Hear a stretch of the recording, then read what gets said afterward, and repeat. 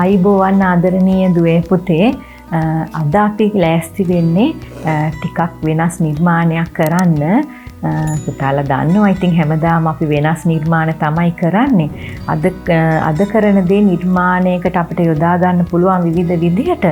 ඒක කරන මූලික පොඩි විශේෂ ක්‍රමයක් ගැන කියලා දෙන්නයි මං හදන්නේ. අපි හදලා බලමු. මං ඒකට ගත්තා A4 කොලයක්.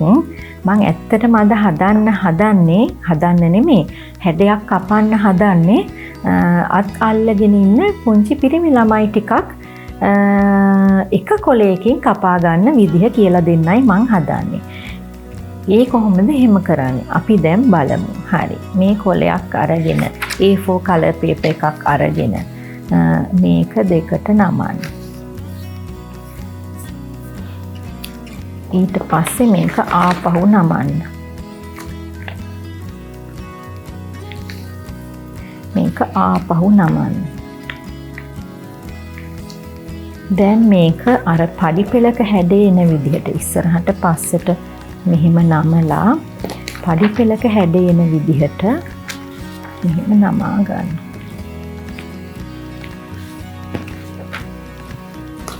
මගේ පොඩ්ඩක් මෙතන මදි වුණා මම ඒක ආපහු නමගන්න.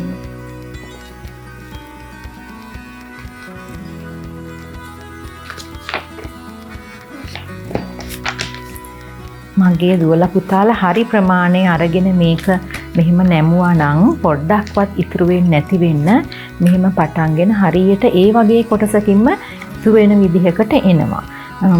ඔන්න මම මගේ කොලේ නමාගෙන ඉවරයි. දැන් අපි මේකේ පුංචි පිරිමි ළමෙක්ගේ ඇඟ කොටසක් ඇඳ ගන්න හදන්නේ. හැබැයි අපි අඳින්නේ සම්පූර්ණ මේ පිරිමි ළමයාගේ ඇඟ කොටස නෙමෙයි. අපි මිනිස් රූපයක් මෙහෙම ඇඳම එයාගෙන් භාගයක් එන විදිහට තමයි අඳින්න ඕනේ. ඒක අඳිනකොට අපි පොඩ්ඩක් අපි කල්පනා කරන්න ඕනේ සැලකිල්ලට ගන්න ඕනේ අපි ඒක අඳිනකොට හැම වෙලාවෙම මේ නැමුම් පාරක් එන මෙන්න මෙතනින් තමයි ගන්නෙ. මේ වගේ කෙලවරකින් නෙමෙයි අඳින්නේ. මං අඳිනකොට දුවල් පුතාට තේරෙයි ඒක කොහොමද එන්නේ කියලා. අපි මෙන්න මෙහෙම ඔළුව කොටස ගමු, කනකුත් අඳිමු. මෙහෙම බෙල්ල, අත,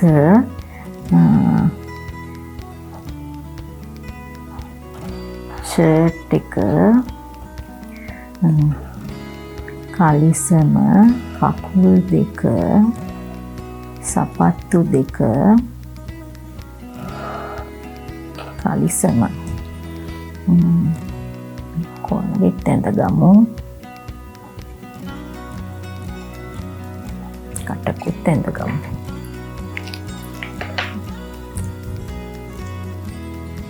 දැන් අපි මේක කපනකොට අපි අත මෙතනින් පොඩ්ඩක් ඉඩ තියලා කපන්න ඕනේ. ඒ කියන්නේ මේ අතෙන් තමයි හැමෝම අත අල්ලගෙන ඉන්න වගේ පේන්නේ.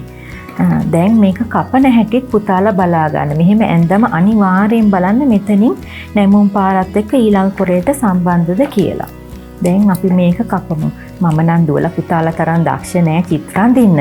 අපේ චිත්‍ර පන්තියට එකතු වෙන අපේ යාළුවන්ට නම් දැන් ලස්සන චිත්‍ර මේ වගේ ඇඳ ගන්න පුළුවන් නේ. ඉතින් පුතාලා කැමති ඕනෙම හැඩයක් පිරිමි ළමයිගේ හැඩයක් ඇඳ ගන්න පරිස්සම් වෙන්න ඕනේ. මේ අත කොටස සම්පූර්ණයෙන් කපලා ඉවර කරන්න හොඳ නෑ. ඉතුරු කරන්න ඕනේ.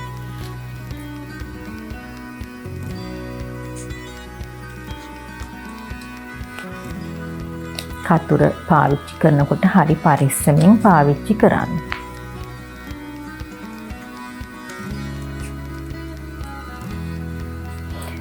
මේ අයිනටම ගොඩක් වෙලාවට කපන්න එපා. එතකොට අපිට දිග ඇර ගන්නකොටත් ටිකක් කරදර වෙනවා.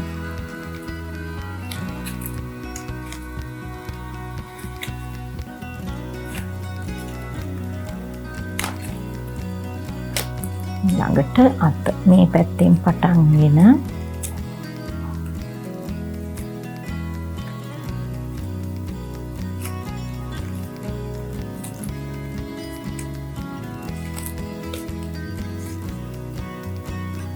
අපිට මේ වගේ වෙලාවට කිසිම වෙලාවක් අපි මේ ධාරේ කැපෙන්න කපන්නේ. මේ ධාරේ කැපෙන්න පටන් ගන්න කොටසයි ඉවර කරන කොටසයි විතරයි.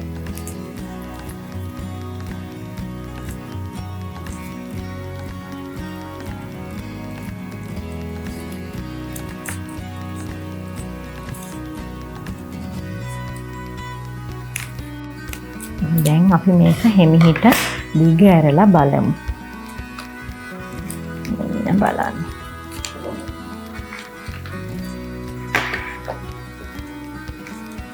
මෙන්න බලන්න. ඔන්න දැන් අපේ මේකේ අපේ සපත්තුව කපාගත්ත තැනත් එකතු වෙලා. එහෙම කැපිලා නැති තැන් තියෙනවා නම් දෝලා පුතාලා මෙහෙම පොඩ්ඩක් කපලා තව ලස්සන කරලා ගන්න. ඉතින් දෝලා පුතාලට ඕනොත් මෙහෙම අත්අල්ලගෙන ඉන්න ඕනෙම හැඩයක් අපිට අඳින්න පුළුවන් ඕනෙම කෙනෙක්. ඉතින් මේ අපි පළවෙනිට ඇඳගත්ත වගේ මේක ලස්සනට ඒ වගේම එහෙම නැත්නම් එක එක්කෙනා වෙනස් වෙන විදිහට ඇඳුම් වල ලස්සන පාට දාලා මම කියන්න ඕනේ මම දන්නවා මගේ දෝලා පුතාලා මේකෙන් ලස්සන නිර්මාණ ගොඩක් කරගන්න හැටි මගේ පුතාලා මට වැඩිය හොඳට දන්නවා කියලා මම දන්නවා. මේ පිරිමි ළමයි කපාගත්ත හැටිනේ ඒ වගේම තමයි මම මෙන්න මේ වගේ ගෑනු ළමයෙක්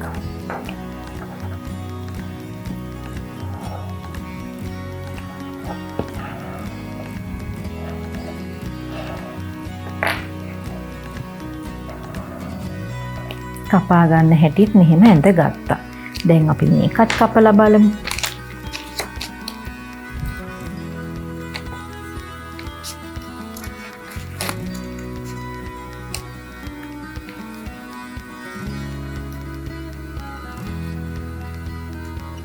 කපන්න කලින් පොඩ්ඩක් බැලුවද මෙතන ධාරේ හරියට තියනවද කියලා?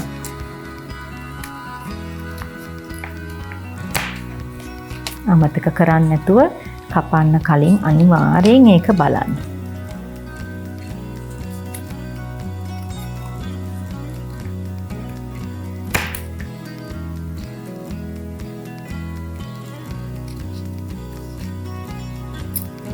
දැන් අපි මේකත් දිග ඇරලා බලමු. මේ බලන්න.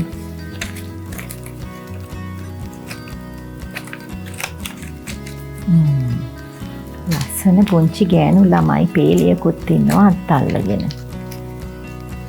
ඔන්න මේ බලන්න ලස්සන. හරි. මං බලාපොරොත්තු වෙනවා මගේ දුවලා පුතාලා තමන්ගේ නිර්මාණ වලට මේවා යොදා ගනී කියලා. මෙහෙම එක එක පාටින් චිත්‍ර ඇඳලා ලස්සනට එකතු කරගෙන තියාගන්න. A4 කොලයකින් සුදු පාටින් මේක කපාගෙන ලස්සනට පාට ගාලා හදා ගන්නත් පුළුවන්. ඉතින් අපි දැන් හදාගත්ත මේ චූටි ගෑනු ළමයි පේලිය අපිට ගම් ටිකක් ගාලා මලව ගමු. මේ වගේ අපි හදාගත්ත නිර්මාණය මම දන්නවා මගේ දුවලා පුතාලා මෙහෙම නෙමෙයි මේ ලස්සන ගවුම් අන්දලා ලස්සනට කොණ්ඩ පීරලා හදලා මල් ගහලා හරි ලස්සනට හැඩ කරන හැටි දන්නවා. ඉතින් මේ වගේ තව එක එක ප්‍රමාණයෙන් කපලා තියාගන්න අනිවාර්යෙන් අපේ ඉදිරි නිර්මාණවලට ඒවා අනිවාර්යෙන් ඕනේ වෙනවා. ඉතින් මගේ දුවලා පුතාලා අපිත් එක්ක දිගටම ඉන්න ලස්සන නිර්මාණ කරන්න. දයාබර අම්මේ තාත්තේ අපේ දුවලා පුතාලට උදව් කරන්න මේ නිර්මාණ කරන්න. අපි ගිහිල්ලා එන්නම් ආයිබෝවන්.